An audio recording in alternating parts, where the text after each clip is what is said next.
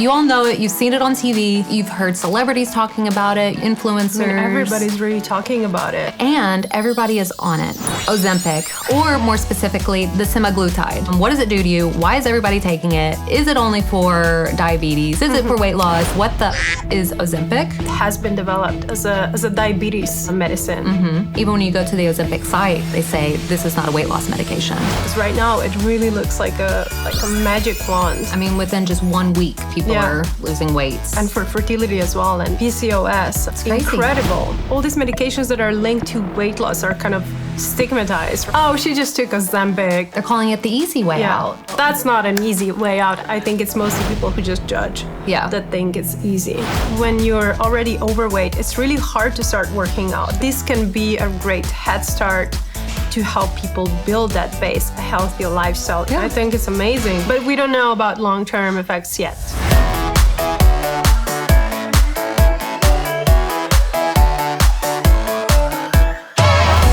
Hello! And welcome to this episode of Bellabeat Talks Wellness podcast. And welcome back to me, myself. That's true. Yeah. Welcome back, Orshka. Yeah.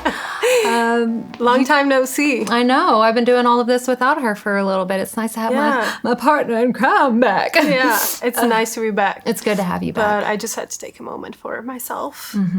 Mental wellness break. Yeah, exactly. Absolutely. Just some time off. Absolutely.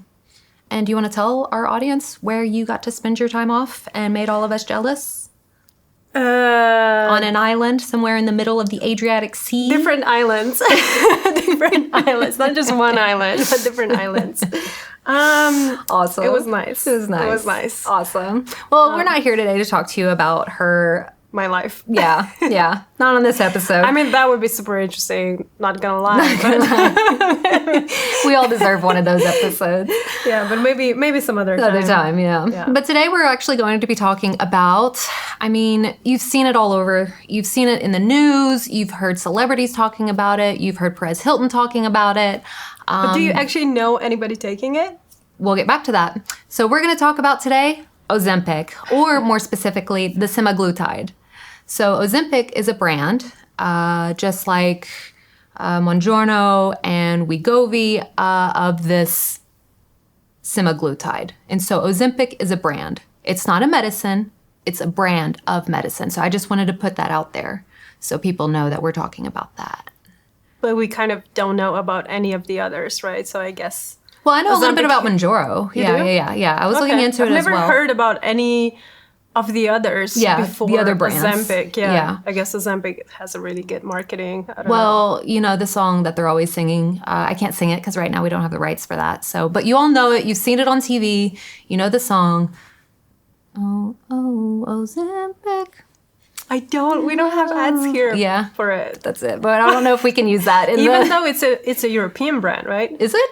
Yeah, it was developed by Novo Nordics. Novo Nordics. Interesting. I didn't know that. Which is a Danish company. Yeah, but I guess they just mass-produced it and sold it to the U.S. I guess they originally developed it. I don't know if they still hold the rights to it or what happened, because what I read is that they originally developed it and put it on the market. Okay. And then whatever happened next. But they are the inventors or makers. That's interesting. I didn't know that. So there's a fun fact for you. We're already learning about Ozempic. Like, how fun is that? Well, let's get into the details of it. Like, what exactly is it? What is Ozempic? What does it do to you? Why is everybody taking it? Is it only for diabetes? Is it for weight loss? Like, there are so many questions that we're going to cover in this episode. So let's just start at the beginning. Yeah. So first of all, it has been developed as a diabetes medicine. So it kind of helps you regulate your blood sugar by helping you produce insulin and then obviously lowering blood sugar. Exactly. But at the same time, it also suppresses your appetite and lengthens the time in which your stomach empties. Yeah. So it's like slower digestion. Yeah, slower digestion. So I think those are like the main things that it does. So it was developed for people that had diabetes. Exactly. But then it just went into other directions. Well, yeah. I mean, there's probably millions of drugs on the market that happen. You know, they started it for one thing and it ended up carrying another. So, but I think it's really fascinating that, even when you go to the Ozempic site, they say this is not a weight loss medication. Like they are saying we are not for weight loss. Well, but that's the thing, because a lot of meds have, as I understand it, on-label use and off-label use. Yeah. And they cannot market for off-label use because that means that they haven't done trials for it. Exactly. They can only market for what they've done trials for. So that's like stage 1, stage 2, 3, and 4. And that's a really important detail when it comes to Ozempic. The longest trial that they have had with Ozempic, so we don't know the long-term effects. We don't know it for people with diabetes. We don't know it for people who use it for weight loss. The longest test was 68 weeks, which is about 16 months.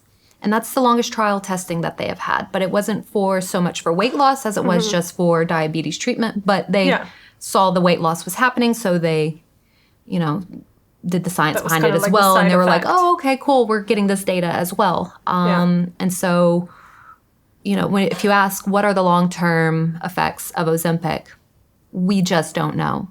Yep. Well, there's some reported, right? But I guess like the most drastic ones are depression and suicidal thoughts. Okay. That I've found. Yeah. That haven't been confirmed as kind of long-term, but can be correlated with taking of the drug. Wow. Yeah. But like the problem is that some effects are long-term, right? Yeah, exactly. And we just don't know what they are yet. Yeah. It's new. I think it came on the market in 2017, I'm pretty sure. We can double check that. Yeah. But okay. But also 17. Yeah. So it came on the market in 2017, but it's only recently that it's really become more and more, especially popular. TikTokers, Hollywood, influencers. I mean, everybody's really talking about it. And everybody is on it. Not everybody, but a lot of people are on it. I actually don't know anybody on it, or like at least they haven't shared it with me. Well, see, that's another thing about it is that there's this huge judgment that comes with being on Ozempic. So a lot of people, they say, so you take Ozempic, basically what it is, it's a shot once a week. You start with a low dose and then you up your dose as you go on. The first week, it's the worst. There's headaches, there's vomiting, there's constipation, there's all these beautiful things. And then it gets easier. But the first month is usually the worst, and then they kind of bump you up, and that's when you start noticing, those less side effects. Weight loss changes. Well, yeah, it does plateau eventually. Usually around the 6-month mark, it plateaus. And so you can only dose up so much. Okay. But you will plateau, just like with anything when losing weight. I've seen so much on social media about like the drug, and then everybody claiming, they're taking it or seeing the results.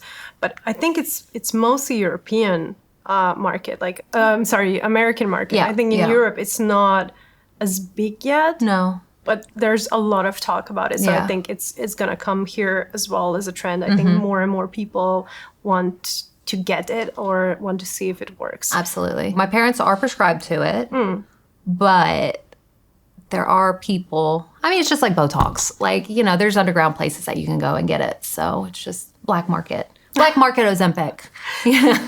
That's interesting. But it's being prescribed for diabetes. Yep. And for weight loss. But now what I've also seen is that people have found out that it has effects on fertility. So that's interesting. I want to get into that. For women. I want to get into that, yeah. Yeah, so, and now there's a thing called Ozempic babies. I mean, everybody's calling them Ozempic babies. Stories of women who have been trying to conceive for years and years, who have PCOS or just haven't been able to conceive. And then they start taking Ozempic and all of a sudden they're pregnant. Yeah.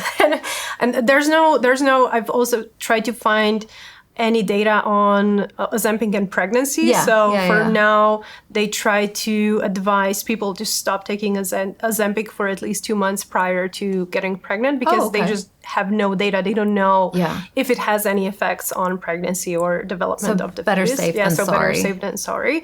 But the fact is that many people are getting pregnant on Ozempic as a side effect. Crazy. And I've actually talked to a gynecologist about it. And gynecologist and perinatologist about it. What'd they say? And they said that, yes, it's actually true that it has kind of that there's a connection. Yeah. Because Ozempic helps people regulate their blood sugar, and it helps them lose weight up to, I don't know, 15%. So it's 16% on Ozempic of your body weight. Yeah, something like that. And as soon as people start losing their weight, obviously your chances of ovulating increase. So that's one thing. And the other thing is because it helps you regulate your sugar, especially in PCOS patients. The thing is that also helps to regulate then obviously the levels of insulin, which are the culprit of you secreting more testosterone. So male sex hormones in general. Yeah. So basically when that kind of also gets under control, again, like your chances of ovulating are higher. Increase. Yeah.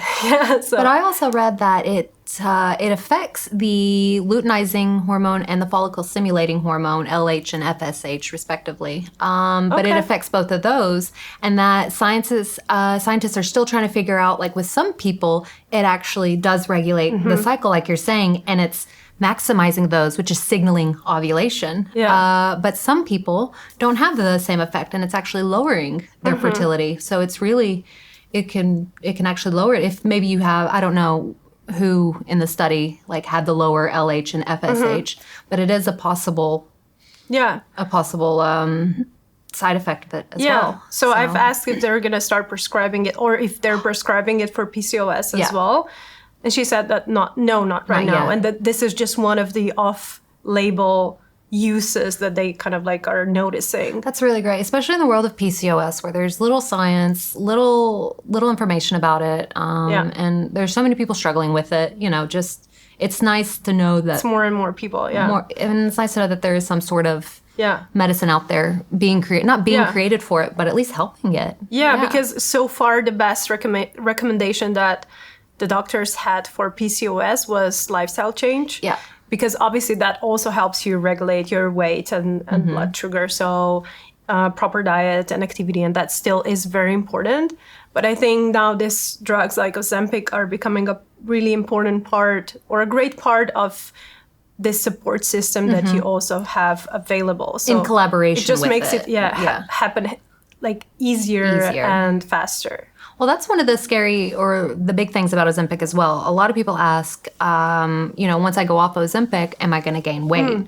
Yes. Well, actually, depends. A lot of people, if you don't have we all know this.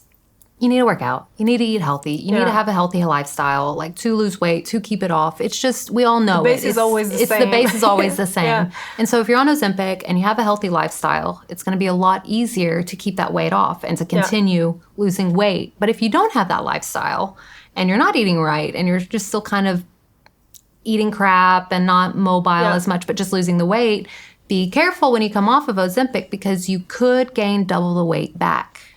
But the thing is, when you're already overweight, it's really hard to start working out, because that weight is kind of making it even harder. So I think drugs like that are a great tool for you to kind of get the start going, to lose some weight. So then everything becomes easier. So it's just, I think what patients need to be focused on is that this is just a helping hand. Yeah.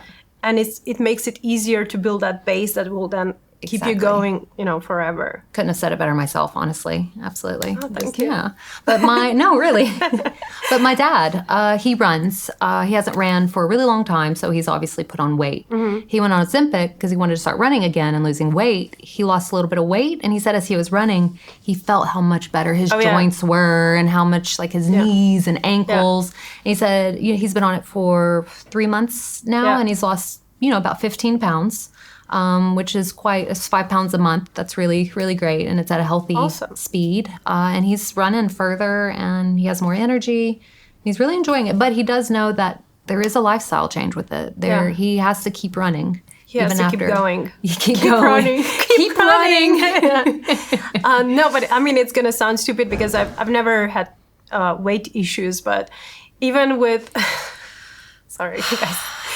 But no, I'm just going to say that because I've never had like a drastic change in my weight, but what I'm trying to say is that if you are constantly active, and I've been doing weightlifting for a long time, and if I gained even like 2 kilos up to 5 kilos, I would notice drastic change in my ability to do the same things, because every additional weight gain kind of really makes a difference in your joint pain, your ability to lift, external weights, and so forth. Everything changes. And I've also done a lot of running, and it's so much different when you're at your, let's say, ideal weight that is perfect for your muscle mass, your energy levels, whatever. And then when you're not. So I guess I mean, I'm just trying to say that I see like the value in using this drug to kind of lower your weight first to give you a head start. Absolutely. Yeah. It's a really great helping hand. It wasn't a brag, I swear. No, it wasn't a brag. Islands, no weight problems. I wonder what else we're going to learn about her. Would you try it? Right now where I am, no. But if I was to gain weight and I was having a hard time getting it off, then I mean, I'm not against it. But also, I'm not against Botox, and I'm all about like, hey, what? I find that the older we get, the more I'm like prone to trying new things. Whatever. If this will work. If this will work. Yeah, whatever. But same, like I'm always afraid of thinking things that are not necessary. Yeah, absolutely. But now, after giving birth to a baby and then kind of like going through all these changes and really kind of struggling with this as well, I've become much more open-minded to everything that can help. That can give me like a head start. But so Ozempic could be a good head start for you, and it could be a good starting place for people. But of course, you just got to talk to your doctor about it and make sure with them. So. I think super important. Super important. But I think like it's a great tool that people have found now, and I hope that there's not going to be any like drastic long-term negative long-term effects that come back later.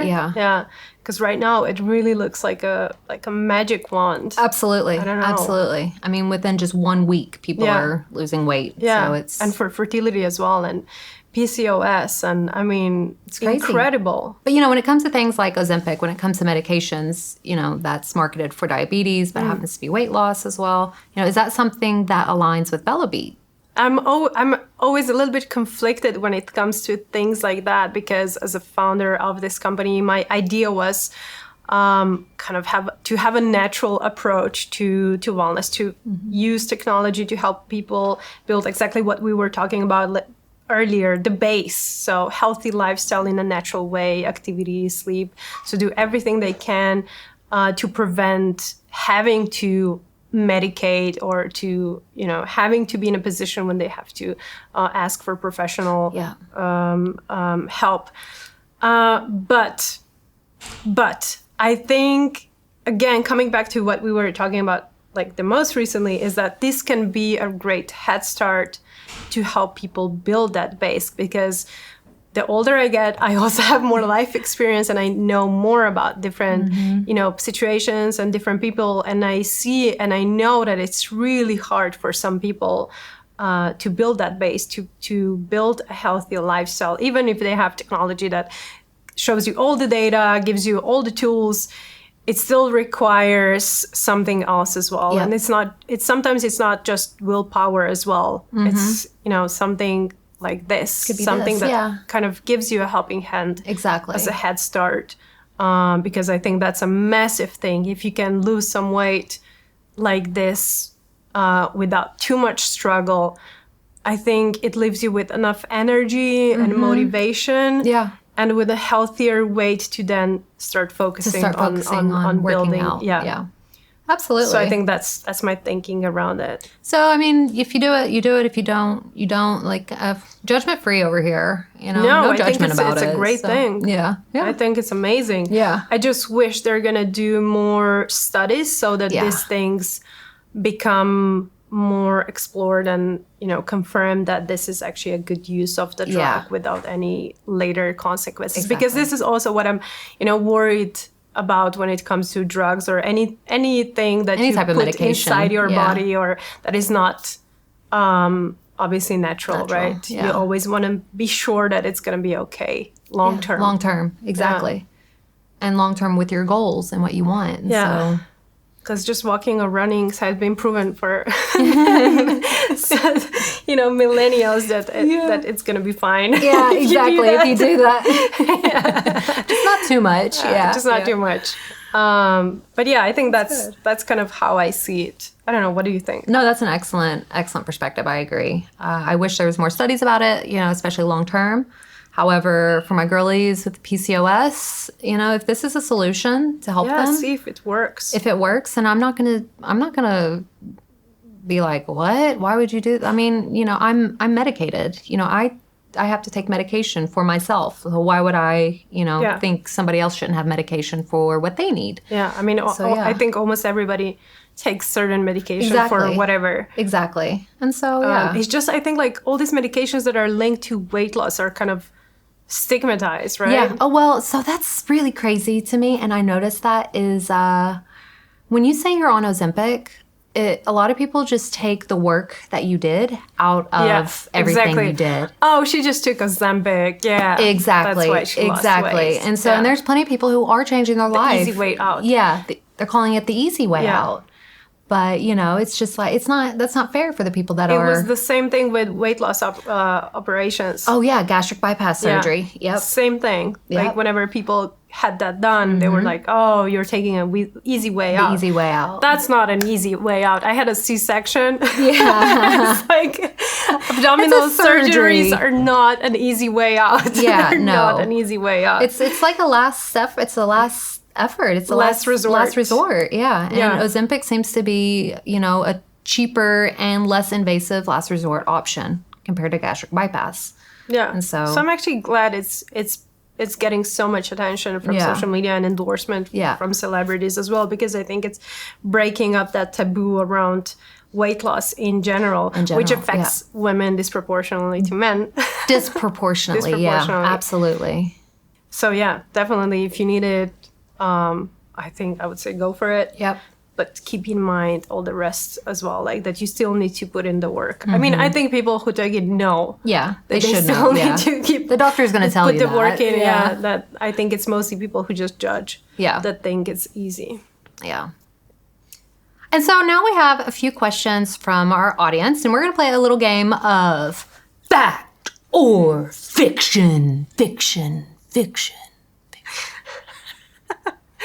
I love your face. I hope facial expression. I love your facial expression. Facial expressions. Thank you. It is fun. All right. I'm just hoping our editing team can make that look more dynamic than it was here. So, yeah. Fact or fiction? Let's go. Looks dynamic. So, what did our audience want to know? What were some of their questions?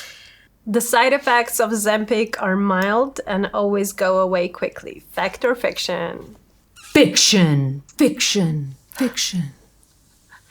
Fiction. So actually, the first week, you're going to have the worst side effects the entire time. The first week is always the hardest. The first month is going to be the hardest month for you as well. And so this is vomiting, this is constipation. So it's like pregnancy? Headache. I mean, yeah, I guess so. It's very similar. Yeah, it's like your first trimester. Similar, yeah.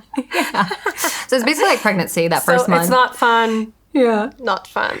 But then after about 2 months, and depending on your dosage as well. So if you start with your 0.25 milligram at the start and then you up to 0.5 milligrams, you're obviously going to feel some side effects because you have more of this drug in your body. But it usually takes about 3 months for the side effects to calm down and about 6 months to really feel 100% like everything's like back to normal, but that also means you're plateauing at your weight loss. Okay. Around that 6 month mark as well. But, it's first week, don't judge it. First month, don't judge it. After that first month, you'll start feeling better and the symptoms won't be as bad because your body's getting used to it. Okay. So, yeah. Nice. But we don't know about long-term effects yet. Exactly. So exactly. That's important as well. All right. You can stop taking Ozempic once you reach your weight loss goal without any issues. Fact or fiction? Fiction. So that one is fiction.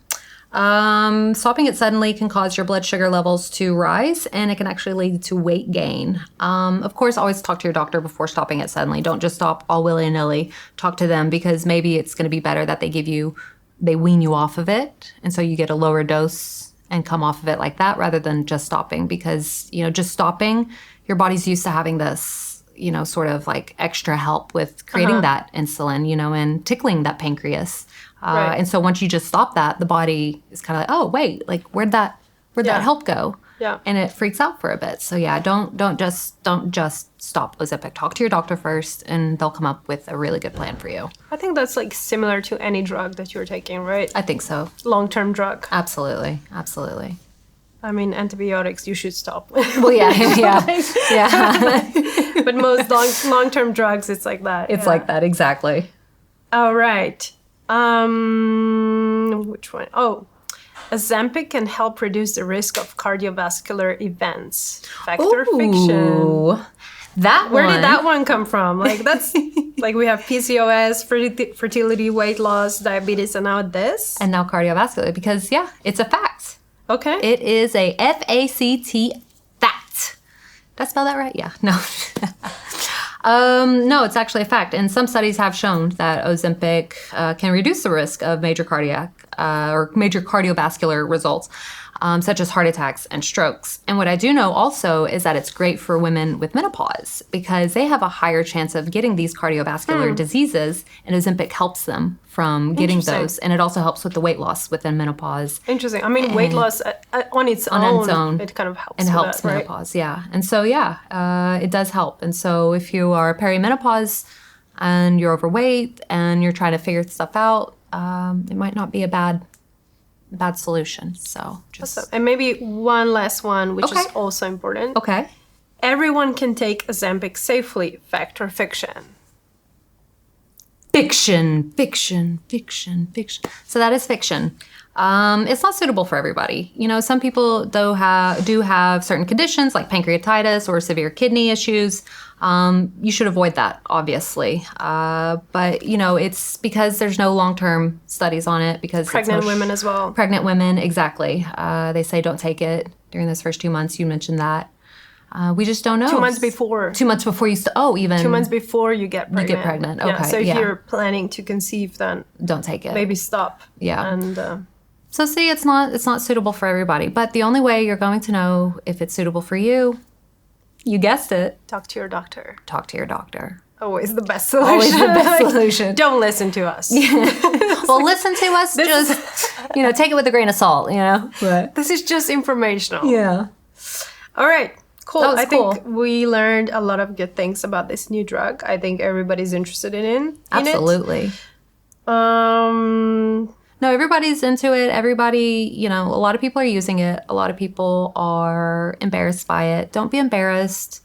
I would actually love to hear stories, like personal stories. That would be cool. From people who actually use it. So if you are a listener, or if you're watching this episode, if you can, share your story in the comments. That would be great. That would be really awesome. We would love that. Yeah.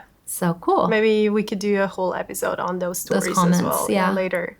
If y'all give us the materials. I think it's just like, it would be great to hear real people talk about it and like real stories, instead of just believing what's on social media, because it might also be glorified right now. Well, I know my mom takes it as well. And she said the biggest thing is that she hates food now.